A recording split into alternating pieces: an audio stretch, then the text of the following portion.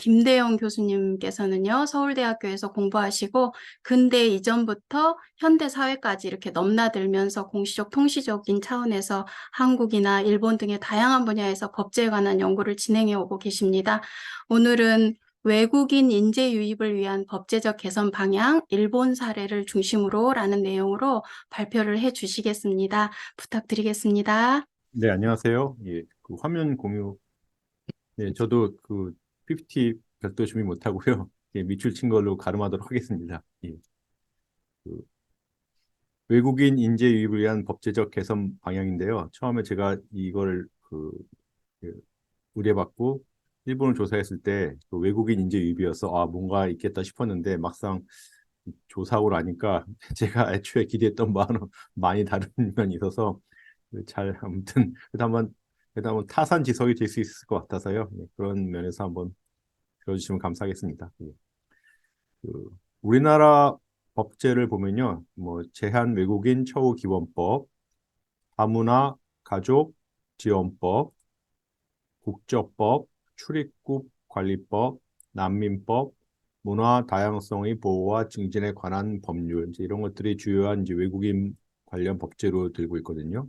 근데 이제 현재 우리가 이걸 논하게 된 게 뭐 모빌리티 뭐 그런 세계의 변화도 있지만은 특히나 우리가 0.7명, 0.05명 아주 심각하거든요. 예.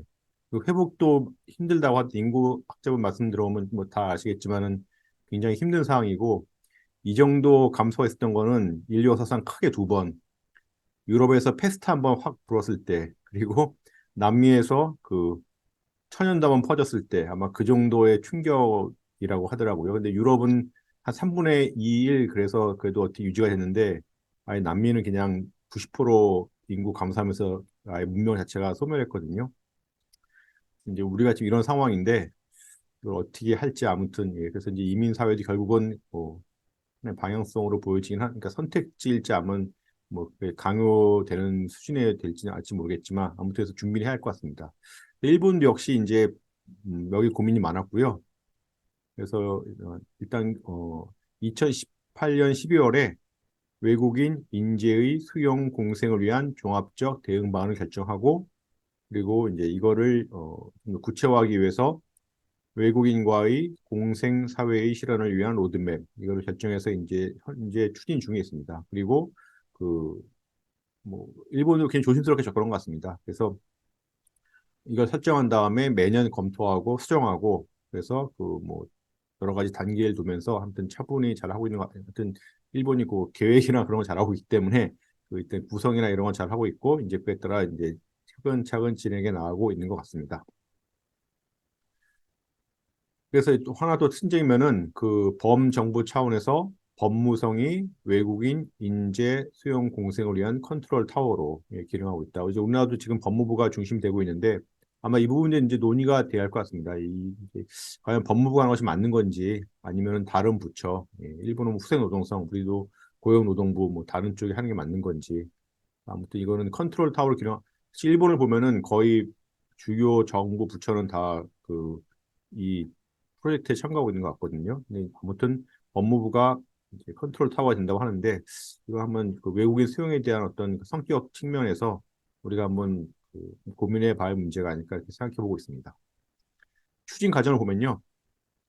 그 2006년에 그 생활저로서의 외국인 관련 종합적 대응 방안이 나왔고요. 그리고 2009년 1월 30일에 그 정주 외국인 지원에 관한 당면 정책에 대하여 이렇게 나왔고 그래서 이때 이제 뭐 리먼 쇼크 그리고 일본계 그 정주 외국인 이제 이런 대책을 해서 이런 게 나오기 시작했고요. 그리고 2010년에는 일본계 정주 외국인 시책에 관한 기본 지침, 2011년에는 일본계 정주 외국인 시책에 관한 행동 계획 뭐 이런 것들이 나와서 쭉 추진을 해왔습니다. 그리고 2018년에 이제 말씀드렸던 것이 구체화되는데 외국인 인재의 수용 공생에 관한 관계 강요회를 설치하고 2018년에 그 외국인 인재의 수용 공생을 위한 종합적 대응 방안 이걸 했습니다. 그래서 그 외국인과의 공생 사회의 실현을 위한 의견 청취 개발 활동, 생활자로서의 외국인에 대한 지원, 외국인 인재의 적정 원활한 수용 촉진을 위한 대응, 새로운 체류 관리 체제 구축 등의 시책을 실시하기로 했습니다. 그래서 일단 내세운 거는 외국인 인재이지만은 전반적으로는 일본에 계속 들어오고 있는 외국에 대한 그 전반적인 가치 이제 그 공생 사회, 수용 공생 의미가 좀 어감이 좀 그렇긴 한데 아무튼 이걸 위해서 종합적인 대책을 마련하고 있습니다. 그리고 2021년에 외국인과의 공생사회 실현을 위한 로드맵 해서 하나는 단계별 시책을 뭐 상당히 상세하게 정하고 있습니다. 그래서 일단 큰고요. 그다음에 시책의 계열을 보시면요. 여기 보시면 아시겠지만 크게 5가지인데요. 원활한 커뮤니케이션과 사회 참여를 위한 일본어 교육 등의 대응. 그래서 일단 일본어 교육을 굉장히 강조하고 있고요. 그 외국인이 그 라이프 스테이지에 따라서 예, 그 청장년기, 뭐 유년기, 그리고 노년기에 따라서 이렇게 체계적으로 할 수 있도록 하고 있고, 그리고 그 일본어 교육의 질 자체가 향상될 수 있도록 이렇게 하고 있다고 합니다. 사실 여기서도 이제 일본도 고민이 많은데 아무튼 어, 이 기본적으로는 일단 일본어 교육이 일본 교육이 안 돼 있으면은 일본 사회에 같이 생활하기 힘들다 이제 그런 문제의식을 갖고 이렇게 하고 있습니다. 뭐 담당 부처에게 있고요. 그다음에 외국인에 대한 정보 발신, 이제 상담 체제, 이제 우리 지금 이제 인터넷 그런 걸 통해서 정보를 좀 더 할 수 있고 그 외국인이 그 눈높이에 맞춰서 좀 더 일본 사회에서 잘 적응할 수 있도록 이렇게 준비하고 있습니다. 그래서 여기에는 뭐 많은 부처가 뭐 거의 다 참여하고 있고요. 뭐 내각부, 문과서, 뭐 경찰청, 소비자청 뭐 이렇게 다 참여하고 있습니다. 그리고 그 좀 더 그 이제 외국인을 그 공생 그런 측면에서 영유아기, 학령기, 청장년기, 뭐 그다음에 고령기 이렇게 나누어서 일단 단계별로 다 외국인 어떻게 지원해야 된다 이런 걸 하고 있습니다. 그래서 뭐 청장년기가 이제 중심되긴 하겠는데 이때는 유학생, 취업 상황, 그다음에 적정한 노동 환경 보호 그리고 이제 고령기까지 이렇게 해서 그리고 그 라이프 스테이지 그러니까 그전 시기에 걸친 어떤 공통된 대처 이런 것들을 모두 규정하고 있습니다. 그래서 여기 보면은 뭐 특이한 게 이제 어린이 가정청인데 일본이 이제 어린이 가정청을 신설했습니다. 비교적 최근의 일인데요. 그래서 이 어린이 가정청을 신설해서 그동안 이렇게 흩어져 있던 어린이 관련 문제 이제 그것다가 종합해서 하도록 이렇게 했는데 사실 이제 이제 어린이 가정청을 신설하긴 했는데 여기 만들 때도 일본도 역시 부처 간 칸막이가 있어갖고 문부 과학성이나 이제 후생 농어성이 했던 거를 복지 분야, 교육 분야 갖고 오긴 했는데 또 핵심적인 거는 또 못 갖고 오기도 하고 그래서 아무튼 일본이 일본도 이제 이런 문제의 그 심각성을 인식하고 어린이 가정청을 신설했다고 하긴 하는데 뭐 많이 한계가 있다고 이렇게 평가되고 있습니다. 그리고 이제 외국인 인재의 원화하고 적절한 수용. 그러니까 표지에 내세운 건 외국인 인재의 외국인 인재의 수용과 뭐 공생이지만은 이제 실제 요구는 요 부분을 차지하고 있고요. 그러니까 전반적으로 이런 라이프 스테이지나 일본어 교육 그리고 외국에 대한 어떤 정보 체제 이런 걸 다 종합적으로 함으로써 일단은 그 어떤 뭐 대책 구성, 정책 구성 같은 거는 뭐 잘 하고 있다 이렇게 평가가 됩니다. 근데 이제 그 구체적 내용에 들어가면 약간 좀 놀라는 내용이 나오긴 합니다. 아무튼 그 외국인 인재 원활 확실한 수용 그래서 뭐 특정 기능 외국인의 매칭 지원체에서 특정 기능 제도가 나오는데 오늘 설명드리도록 하겠습니다. 아무튼 그래서 이 특정 기능 외국인이 그 일본 내 수요와 일본 내 기업 수요와 잘 맞도록 이렇게 하고 있습니다. 그리고 뭐 혹시 중개 사업자, 브로커 이런 거 문제 있고요. 그다음에 아예 해외에서 일본을 교육할 수 있도록 그리고 이제 담당부처는 역시 뭐 다양하게 하고 있습니다. 그리고 공생사회의 기반 정비를 위한 대처에서 공생사회 실현을 위한 의식 함양 뭐 시스템 구축, 그다음에 뭐 이런 통계 자료 수집, 그래서 이제 이런 걸 갖다가 뭐 잘 이렇게 준비 일단은 하고는 있습니다. 예. 그리고 이제 특정 기능 제도가 이제 이거 이제 중요한 부분인데 그 경제제자 운영과 개혁의 기본 방침 여기에서 그 특정 기능 제도 그래서 출입국 관리 및 난민 인정법 제2조 3 제1항에 1항에 기초하여 그 특정 기능 치료제약 관련된 그 운영에 관한 기본 방침. 그러니까 어떻게 보면 전문 지식을 가진 외국인을 수용하겠다 그런 얘기인데 특정 산업 분야는 뭐 개호, 건물 청소, 제조, 건설업, 조선, 자동차, 항공, 숙박, 농업. 그러니까 뭐 보면 아시겠지만은 그 3D, 그러니까 3D 업종이 많이 있고요. 그래서 이제 여기서 해야 한다. 이제 아무튼 이렇게 하고 있고, 그 다음에 여기 특정 기능 제도에 의한 외국인의 수용은 생산성 향상이나 일본 국내 인재 확보를 위한 대응을 실시한 후에도 그래도 인재 확보가 어려운 상황에 있기 때문에 외국인에 의해 부족한 인재를 확보해야 되는 그런 산업상의 분야에 하나서 이렇게 제한을 두고 있습니다. 그러니까 그 일본이 뭐 외국 인재라고 하지만은 기본적 시야가 잘 들어간 부분인 것 같고요. 여긴 그리고 이제 특정 기능은 1호와 2호는 아니는데 1호는 예, 그러니까 뭐 전보다 길었다고 하지만은 기본적으로 5년 그리고 배우자 자녀에 대해서는 치료자를 부여하지 않고 이거 외에 또 2호가 있습니다. 2호는 그 체류기간 갱신에 상한을 두지 않고 배우자 자녀에게도 체류자가 부여. 그래서 1은 뭐 상당 어느 정도 상당 정도의 특정 뭐 지식 경험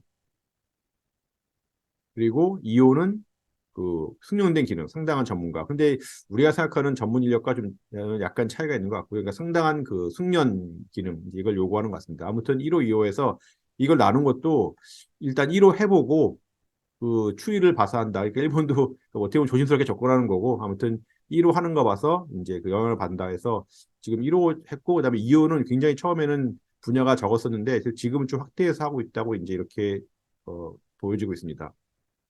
그 대응방 시책인데요. 여긴 먼저 보였던 그 구체적 내용들이니까 그뭐 한번 그 전에 뭐 방금 전에 설명한 대로 가름하도록 하겠습니다. 다만 이걸 보면요. 그 외국인이 일본에서 생활함에 있어서는 체류 절차, 납세 절차, 뭐 노동법, 사회보험제도 이런 거를 잘 알고 그다음에 쓰레기 배출 규칙을 비롯한 사회와 생활사의 규칙 등에 대해서 알기 쉬운 형태로 신속하게 정보를 입수할 수 있어야 한다. 그러니까 그 외국인을 봐도 일본의 태도가 이런 거 하나하나 다 묻어 나오는 것 같더라고요. 그리고 여기도 외국인 유아에 대해서 단체 생활을 경험하지 않은 채 의무 교육에 따라 학교에 입학하게 되면 단체 행동이나 일본어 등을 알지 못해 원활하게 학교 생활을 보낼 수 없다. 이런 폐해가 있다. 이렇게 뭐 적고 있는 거 봐서 예, 기본적으로 이제 그 외국인 어떤 예, 뭐 그, 뭐 일본 스스로는 어떻게 봐야될지 모르겠는데 이게 이 스테이지 요걸 로딩을 봤을 때는 좀 확실히 좀 처음에 제가 외국 인재 수용 공생에 예상했던 것좀 다른 면이 있지 않나 이렇게 평가되고 있습니다.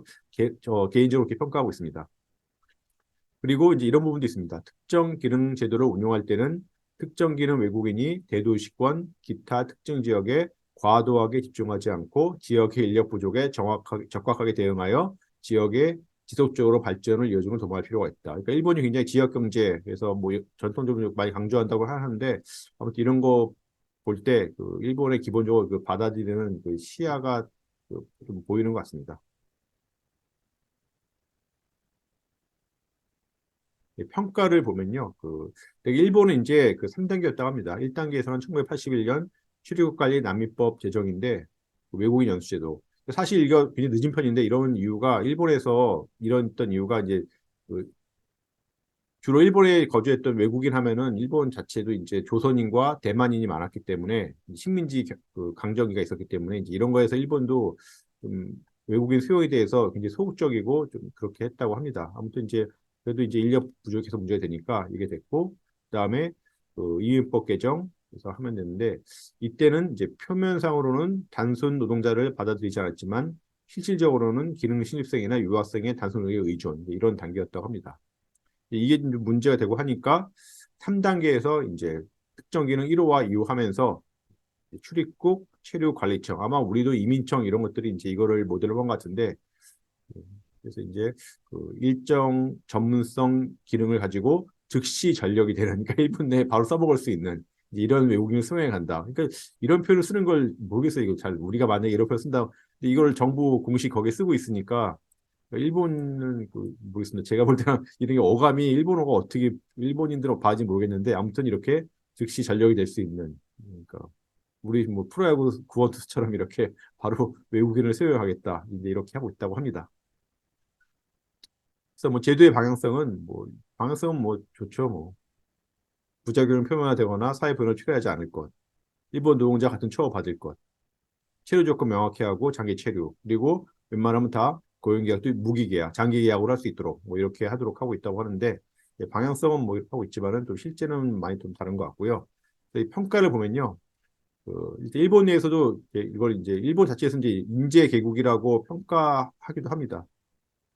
그래서 인재 개국이라고 하는데, 그리고 또 긍정적인 측면은 단순히 그 외국인 수용하겠다는 게 아니라 여기에 이제 뭐 일본어 교육이라든지 뭐 전체 그 외국인 라이프 그 사이클 전체에 걸친 이런 뭐 대응, 그리고 외국인 상담 체제, 그리고 공생사회 기반적 이런 대처, 이런 것들은 뭐 구체적 내용을 가면 조금 강론에 가면 조금 놀랄 면이 있지만 아주 좀 우리에게 좀 낯선 면이 있긴 하지만은 그런 전반적인 걸 이제 잘 설계하고 있다 이렇게 보여지는데, 근데 이거 보게 되면은 그 외국인 인재의 의미가 여러 가지로 해석될 수 있겠지만, 그것이 외국인 인력과 어떤 차별성을 가진지에 대해서는 제도의 안착과 향후 개정 사항을 계속 주시해 볼 필요가 있다고 생각되고요. 그리고 그 기본적으로는 역시 그 일본 내에서 그 노동력이 부족한 부분, 이 부분에 중점으로 외국인을 수용하겠다, 이제 이런 것들을 기본 한계로 보여집니다. 그래서 붙고, 그다음에 일본은 그리고 일본이 사실 우리나라는 거의 전 세계에서 유례 없이 그 원래 그 노동 그러니까 그 송출국이었다가 유입국이 된 거의 뭐 몇 안 되는 국가라고 하더라고요. 그러니까 처음에 우리가 외국으로 1년 많이 나갔었잖아요. 그 저희 뭐 부모님 댁에 보면은. 근데 지금 이제 외국인이 한국에 들어오는 이제 그런 전환된 정말 거의 유일한 국가 평가받기도 하는데, 아무튼 근데 우리나라는 이제 2004년 이렇게 되면서 일본 모델을 버리고 많은 혁신을 했습니다. 그래서 일본도 오히려 그 한국 거를 좀 빨리 참고해야겠다 이렇게 했는데, 현재 일본의 또 평가는 그 한국의 고용 허가 제도 역시 임금 격차, 불법 체류, 산업재해, 외국인 범죄 등에서 일본 이상의 문제를 안고 있는 것으로 평가하고 이제 하면서 이제 외국인 공생 이걸 좀 더 적극적으로 한 것 같습니다. 우리나라를 보면은 뭐 있긴 있습니다 이렇게. 근데 국적법, 뭐 출입관리법, 귀화 이런 거 있지만은 뭐 매우 우수, 탁월한 능력, 특정 분야 이렇게 굉장히 제한적이고요. 또 보면은, 그리고 이제 그 전에 우리도 이민사회기본법안이 그 들어오긴 했습니다. 그래서 여기서 이제 이민사회정책위원회 설치하자 이런 안이 있었는데, 그때 이제 검토 의견에 소위 이민청과 같이 독자적인 집행력을 갖춘 기관이 아니라 심의 조정을 갖는 위원회라는 형태라는 점에서 외국인 정책위원회, 다문화 가족정책위원회, 외국인 인력 정책위원회 많더라고요. 문화다양성위원회 등과 중복 문제가 발생하고 옥상호 제도를 마련한 것에 불과하다. 아무튼 그래서 결국 통과되지 못했습니다. 그리고 법무부에서는 출입국 이민관리청을 현재 가칭으로 신설해서 그 컨트롤 타워 설치하고 하겠다는데, 그래서 예산도 절감하고 뭐 국민이 공감은 사회통합 기반을 구축하겠다고 하는데, 역시 여기도 그 외국인 정책위원회, 다문화 가족 정책위원회, 외국인력 정책위원회는 국무총리 소속이거든요. 근데 그 법무부 소속의 그 청이 돼버리면은 과연 이게 컨트롤 타워가 될 수 있을지 이제 기본적으로 그런 문제가 되고 있고요. 그리고 이제 우리나라에서 그 제외 한국인 처우 기본법, 다문화 가족 지원법이 제정되자 일본에서는 그 한국이 이제 일본 모델을 포기하고 일본도 오히려 한국 모델을 추구해야 한다, 이제 이런 주장이 있었고, 또 반면에 한국 사회가 이렇게 하게 되면 나중에는 결국은 많은 어려움을 겪을 것이다, 이렇게 두 가지의 상반된 시각이 있었다고 합니다. 근데 아무튼 우리도 이제 많은 그 입법 개선을 하려고 하고 있지만은 그 우리 역시도 외국인 근로자를 고용하는 경우 내국인 구인청을 먼저 하고, 그다음에 내국인이 먼저 채용될 수 있도록 직업 설계 적극적으로 한 것을 전제로 외국인을 이렇게 고용하도록 이렇게 하고 있기 때문에 일본과 사실 큰 뭐 틀에서 뭐 다르지 않다고 보이고요. 그래서 이제 보면은 결국 여기 명칭을 보면은 사실 이게 굉장히 중요한 건데, 출입국 관리 차원의 문제인지 아니면 이민 차원의 문제인지. 그래서 그 우리나라도 지금 이걸 법무부가 이렇게 하고 있다 자체가 지금 명확하지 않다는 얘기인데, 그 출입국 관리 차원에서 외국인을 관리할 것인지 아니면 아예 이민사를 할 것인지, 이제 이거 여기에 대해서 이미 이제 법무부도 지금 뭐 명확한 걸 내놓지 못하고 있다고 하는데, 일본은 출입국 관리에서 이민과 그두 개를 분리해 보는 것 같거든요. 그래서 현재 법무부도 여기서 뭐 명확한 게 없는 것 같고, 아무튼 그 일본처럼 현재 일본은 이제 그 외국인 인재 수용 공세하면서 점진적인 이민 사회로 일단 전환을 정치 전환했다, 이렇게 일단 이렇게는 현재로서 이제 그런 계획은 그렇게 보인다 이렇게 평가하고 있고요.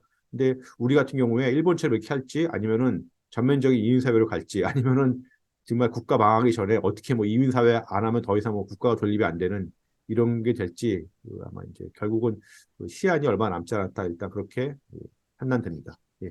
여기까지 발표를 마치겠습니다.